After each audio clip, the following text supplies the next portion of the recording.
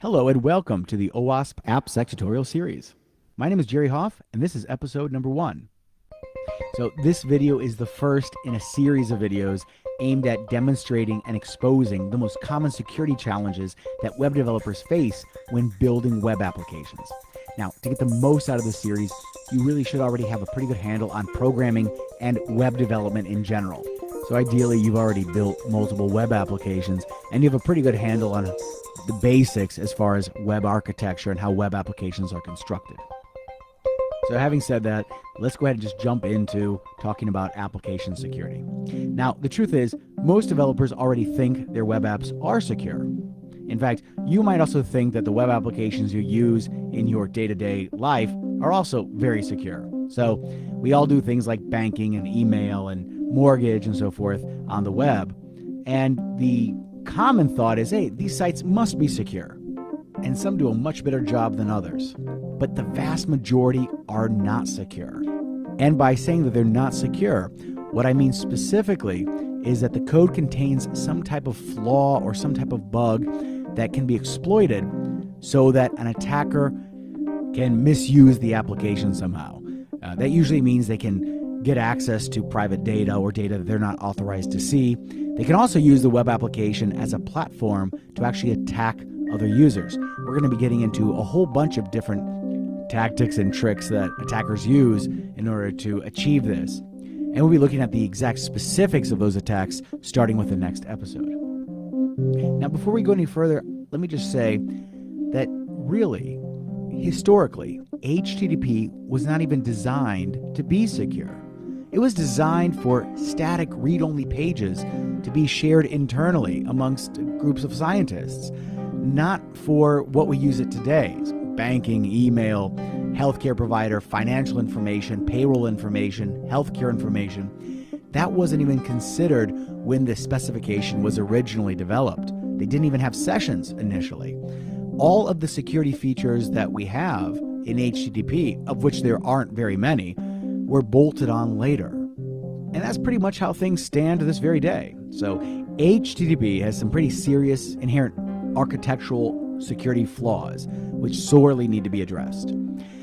Some people have suggested, hey, we should just throw the whole web away and start over.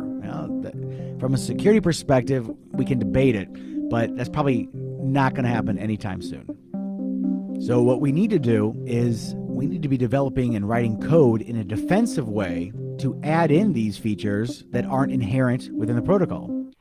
So in order to do this effectively, we need to start looking at our web applications the way that an attacker would look at the web application. So we need to start seeing it through the eyes of the bad guys. So what flaws would they be aware of, or what flaws do we need to address? Well, there's a lot. So there's problems inherent in the way that the web browser works, actually. The way that the web browser handles sessions, the way that the web browser handles JavaScript, even the way the web browser handles transparency can be exploited. We have to be concerned about how the data is transported from the client side to the server side. We have to pay pretty close attention to the way that we handle authentication, how we handle also authorization, how files are uploaded and downloaded from the web server, how the web server interacts with the database, and how it interacts with web services. All of these areas are hotspots that can be exploited by an attacker. On top of that, you throw things like Ajax, Flash, Flex, Silverlight, Java applets, and an assortment of other areas that we'll be getting into later, and you wind up with a pretty large attack surface area, meaning all the different areas that can be exploited by the attacker to misuse your application. So what you see up here is just a fraction of the total possible security issues that can plague a web application. And on top of that, attackers are coming up with new and innovative ways to exploit web applications all the time. So it really is an ongoing challenge to build secure web applications. At this point, you might be thinking, hey, Jerry, if this is such a serious problem, then how come web applications aren't being hacked all the time? Well, they are. Every day, there's news stories of websites losing customer data, losing passwords, identity theft, lost records, and home routers and smartphones are subject to these these types of attacks that we're going to be discussing through the course of this series. So I think it's pretty safe to say that this is definitely a problem. Now, to be completely clear, this series is not about network security. That's not what we're discussing. Things like firewalls, routers, patching, antivirus, all those things are extremely vital, and we build on top of that security. But we're leaving that stuff to the infrastructure guys. What we will be discussing is application security, which is a field of security dedicated to defensive programming techniques. So some of the issues will require just some code tweaking in order to fix. Others will require an entire set of security controls. And ultimately, what we'll be discussing is to really get reliable, reproducible results in terms of security, we'll have to make changes to the entire way that we write software. So the entire software development lifecycle from the very beginning to deployment and then beyond. Because security is not a one-time event. Security is an ongoing process. So this series definitely is geared towards developers, architects, QA, people who deal with the actual code itself. And it doesn't really matter what language you're using to develop web applications. So it can be Java, it can be .NET, PHP, Rails, Python. The core issues that we'll be discussing are pretty much the same regardless of the language. Which pretty much brings us to these guys, OWASP, which is the Open Web Application Security Project.